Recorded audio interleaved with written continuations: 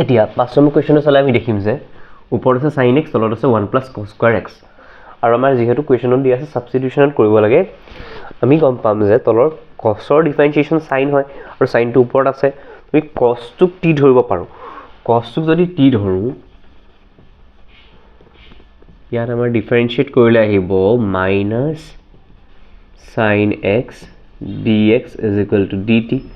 আৰু minus side ইফালে গলে আমাৰ পাম sin x dx - of dt এতিয়া যেহেতু আমাৰ x ৰ সলনি নতুন ভেৰিয়েবল t ইন্ট্ৰোডিউস কৰিছো আমি হে কাৰণে লিমিট আমাৰ এটো লিমিট আছিল x ত বহাবলে ইয়াত আমাৰ t ৰ কাৰণে কি লিমিট হ'ব আমি চেক কৰিব লাগিব তো x ৰ লোৱাৰ লিমিট কি আছিল 0 তো cos 0 কিমান হ'ব cos 0 = t cos 0 মানে আমাৰ 1 হয় তো লোৱাৰ t ৰ লোৱাৰ লিমিট হ'ব 1 আৰু cos π/2 মানে হৈছে t cos π/2 মানে হৈছে 0 তো t ৰ পাৰ লিমিট হ'ব 0 তো আমি এই গুটে বস্তু যদি t টাৰ্মত লিখো আমি লিখিব পাৰিম 1 to 0 sin x ৰ জায়গাত আমি লিখিব পাৰিম sin x dx ৰ জায়গাত আমি লিখিব পাৰিম -dt আৰু তলত থাকিলে 1 + t² মাইনাস টো বাহিৰলৈ আনি দিম -1 to 0 dt 1 + t² আৰু এটো কোনটো ফৰ্মুলা আছিল এটো আমাৰ আছিল tan ৰ ফৰ্মুলাটো যে আমাৰ পাইছিল নহয় 1 integration of 1/x² + a² dx এটো আছিল আমাৰ 1/a tan inverse x / a + c এটো আছিল tan ৰ ফৰ্মুলাটো এইটোত আমি যদি tan ৰ ফৰ্মুলাটো ইউজ কৰি দিও কি হ'ব মাইনাস ইন্টিগ্ৰেট কৰিলে আমাৰ আহিব a টো জায়গাত আমাৰ 1 এ আছে তো 1/1 লিখি লাভ নাই ডাইৰেক্ট লিখিম tan inverse t / 1 by a মানে ইয়াত a টো হৈছে 1 এটো কৰি লাভ নাই ইন্টিগ্ৰেট কৰিলো কৰি পেলাই 1 to 0 লিখি দিলো এটা আমি লিখিম মাইনাস tan inverse প্ৰথমতে বহালো আপাৰ লিমিটটো tan inverse 0 আৰু minus tan inverse 1 tan inverse 0 tan 0 কি হয় 0 হয় তো এই পার্টটো 0 হৈ যাব পার্টটো 0 হৈ যাব তো আমি লিখিব পাৰো minus tan inverse 1 tan inverse 1 কি হয় আহে বাৰু tan inverse 1 আহে π/4 ত তো π/4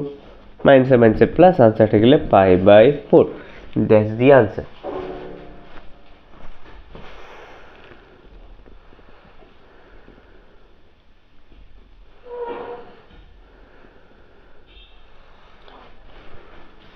Six number question দেখিলে আমি গম পাম যে তলৰ পাৰ্টটোত আমাৰ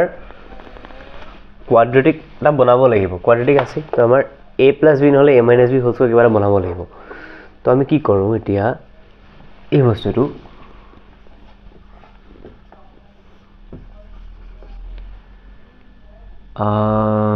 মাইনাসটা উলিয়ালে হম মাইনাস যদি উলিয়ালে হ থাকিব আমাৰ x² - x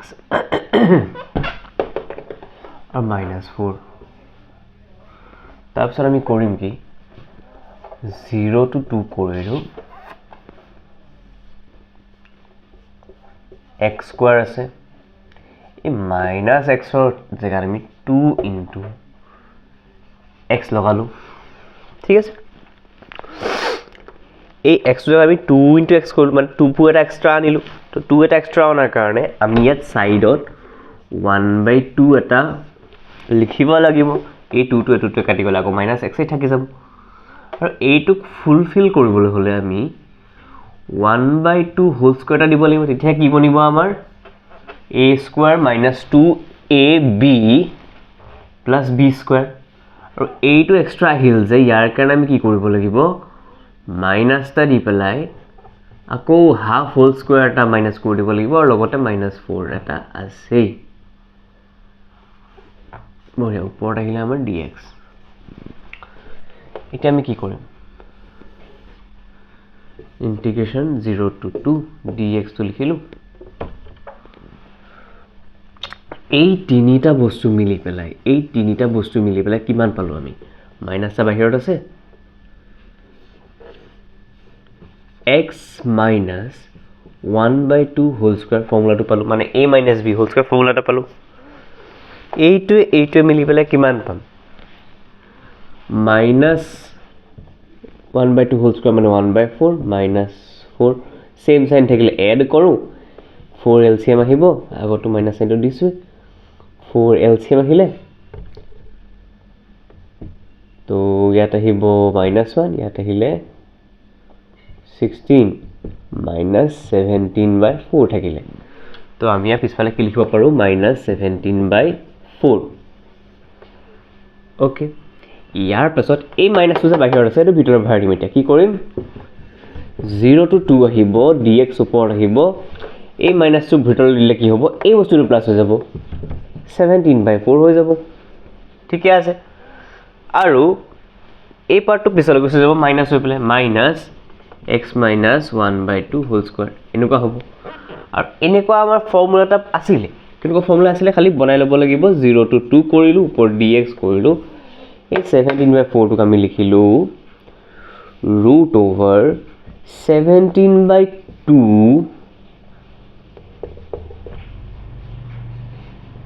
whole square root 17 or square কৰিলে 17 এ পাম আৰু তলৰ 2 to square কৰিলে 4 পাই যাম আৰামছে আৰু এপিনে লিখিলো x minus 1/2 whole square এটাটো কোনটো ফৰ্মুলাত পৰিলে তোমাৰ ফৰ্মুলাত পৰিলে dx তলত আছে a square minus x square ফৰ্মুলাত a square minus x square dx ফৰ্মুলাটো কি আছিল আমাৰ 1/2 into a log of a plus x a minus x plus c এনেকুৱা আছিল ইয়াত আমাৰ a পাৰ্টটো হৈছে এটো আৰু এটো হৈছে x পাৰ্টটো ইয়াত x ৰ সলনি দিবা x minus 1/2 আছে সিম্পল বেছি একো চেঞ্জ কৰিব লগা দৰকাৰ নাই এতিয়া আমি এই ফৰ্মুলাটো ইউজ কৰিলে হ'ব 1/2a মানে 2 into root over 17/2 2a cancel হৈ যাব আৰামছে তাৰপিছত থাকিলে log of 17/2 plus x ৰ জায়গাত আহিব আমাৰ x minus 1/2 ইয়াত 17/2 এটা আহিলে minus x minus 1/2 বঢ়িয়া আৰু গোটেইটোৰ ওপৰত লিমিট লাগি আছে আমাৰ 0 to 2 এতিয়া ইয়াত থাকিলে 1/√17 ইয়াত log আমি যদি ইয়াত ফাৰ্ষ্টতে আপাৰ লিমিট বহালে কি হ'ব √17/2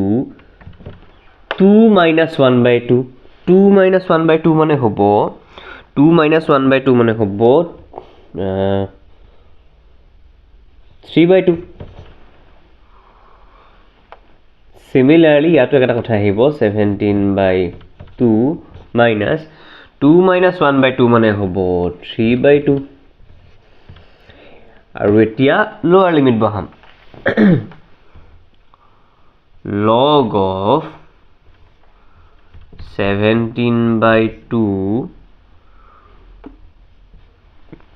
0 minus 1/2 মানে হ'ব 0 এটো ইয়াত 0 বহিব মাইনাস প্লাস মাইনাস হৈ যাব মাইনাস 1/2 ঠিক আছে আৰু এটো ইয়াতো 0 হৈ যাব আৰু মাইনাসে প্লাস হৈ যাব তো 17/2 plus 1/2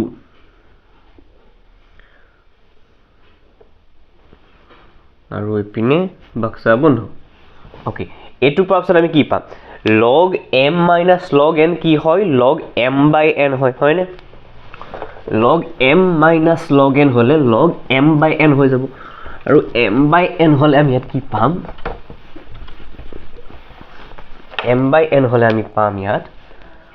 1/√17 টো আছে log টো এবাৰতে লিখো আমি এতিয়া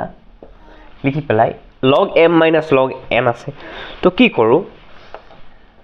√17/2 প্লাছ 3/2 এইপিনে আহিলে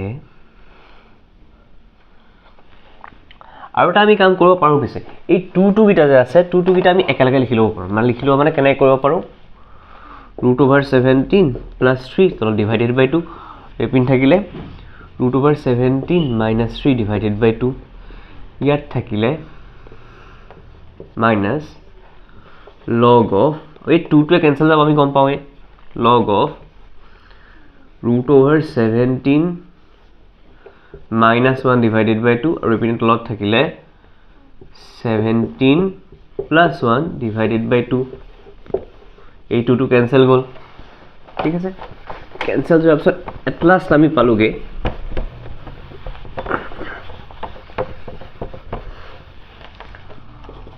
1/√17 লগ অফ অকণমান দীঘল আছে অংকটো 17 প্লাছ 3 এইপিনে 17 মাইনাছ 3 দীঘল হ'লে অকণমান কৰি ইণ্টাৰেষ্টিং লাগে 17 মাইনাছ 1 এইপিনে 17 প্লাছ 1 বঢ়িয়া 2টো কেঞ্চেল হ'ব সেইখিনি থাকিলে এতিয়া লগ m মাইনাছ লগ n হ'লে m /n হয় গম পাওঁ তো এইটো ডিভাইডেড বাই হয়টো হ'ব আমি পামগৈ 1/17 log of √17 plus 3 আৰু এইটো √17 minus 3 whole divided by 17 minus 1 আৰু 17 plus √17 plus 1 ঠিক আছে উল্টা যদি কৰিলোঁ আমি পাই যাম কাৰণ ডিভাইড থাকিলে ৰেচিপ্ৰকেল হৈ যায় আৰু ডিভাইড চাইনটো মাল্টিপ্লাই হৈ যায় লগ অফ √17 plus 3 তলত √17 minus 3 এই চাইনটো মাল্টিপ্লাই হৈ যাব এইটো উল্টা ৰেচিপ্ৰকেল হৈ যাব 17 plus 1 17 minus 3 এইটো হৈ গ'ল ইয়াৰ পাছত আহিব আমাৰ সিম্পল মাল্টিপ্লিকেশ্যন কৰিব লাগিব ইয়াৰ পাছত আৰু ইন্টিগ্ৰেশ্যন কেতিয়াবা হ'ল জাষ্ট সিম্পলিফাই কৰি আছোঁ আমি এতিয়া 17 এইপিনে লগ অফ এইটো এটা মাল্টিপ্লাই কৰিলে কি হ'ব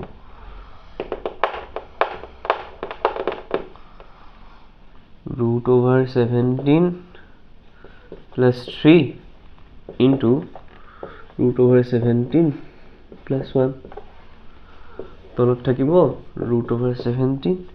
minus 3 এইটো 1 আছিল দেই এইটো 3 নে লিখিলোঁ 1 আছিল √17 minus 1 okay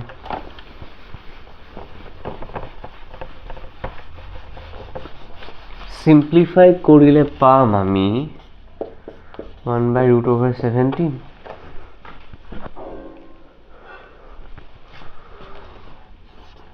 log of এইটো 17 √17 কি থাকিব 17 √17 into 1 √17 3 into √17 আমাৰ আনসাৰ ওলাব 4√17 3 into 1 plus 3 17 minus 3 minus 4√17 আৰু এইপিনে আহিব minus plus 3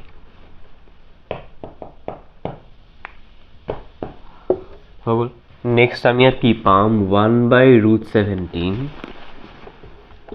log of 20 plus 4√7 আৰু এইপিনে পাম 17 plus 3 20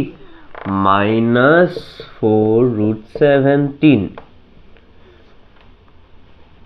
এই দুইটাৰ পৰা 4 এটা কমন আহে 4 এটা কমন আহিলে কি থাকি যায় আমাৰ 1/√17 log of ওপৰৰ পৰা 4 এটা তলৰ পৰা 4 এটা কাটি যাব ইয়াত থাকিব 5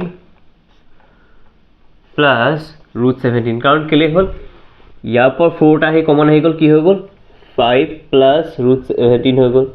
তলৰ পৰা 4 টা কমন আহিলে থাকি গ'ল 5 minus √17 4 কেঞ্চেল যাব থাকি যাব এটা ডিভাইডেড বাই 5 মাইনাছ ৰুট 17 এইটো এটা কি কৰোঁ ডিনমিনেটৰত ইৰেশ্যনেল নাম্বাৰ আছে তো ডিনমিনেটৰত ৰেশ্যনেলাইজ কৰি দিওঁ নৰ্মেলি আমি যদি ডিনমিনেটৰত ইৰেশ্যনেল নাম্বাৰ থাকে ডিনমিনেটৰটো ৰেশ্যনেলাইজ কৰি দিয়া হয় ডিনমিনেটৰ ৰেশ্যনেলাইজ কেনেকৈ কৰে 5 plus root over 17 5 minus root over 17 আৰু ইয়াক কিহেৰে মাল্টিপ্লাই কৰিম তলত 5 প্লাছ ৰুট অভাৰ 17 এটাই আৰু ওপৰতো 5 প্লাছ ৰুট অভাৰ 17 এটাই a মাইনাছ b আছে তো a প্লাছ b এটা মাল্টিপ্লাই কৰি দিলোঁ কি থাকিবগৈ আমাৰ ইয়াত 1 বাই ৰুট অভাৰ 17 টা আছে আমাৰ অলৰেডি আমি পাম ইয়াত a square minus b square তো 5 স্কোৱাৰ মানে 25 আৰু b স্কোৱাৰ মানে ৰুট 17 স্কোৱাৰ মানে হৈছে 17 এইটো হোল স্কোৱাৰ হৈ যাব 5 plus root 17 whole square a plus b into a plus b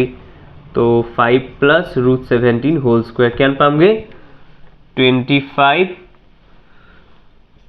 2 5 is 10 root 17 root 17 square মানে 17 এইটো লাষ্টত আমাৰ কি থাকিবগে লগটো লিখিব থাকি গ'ল ইয়াত আমাৰ log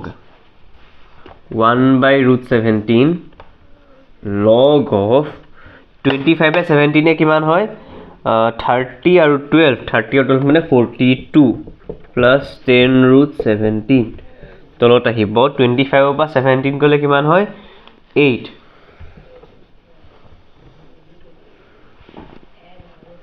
ঠিক আছে ঠিকে আছে ওকে ইয়াৰ পৰা 2 এটা কমন নিব পাৰোঁ কাটিও দিব পাৰোঁ 2 এটা কমন নি পেলাই 2 এটা কমন নিলে কিমান কিমান থাকি যাব 1 by root 17 আনিলোঁ ইয়াত যদি গোটেই দুটা পৰা 2 এটা কমন লৈ আহোঁ log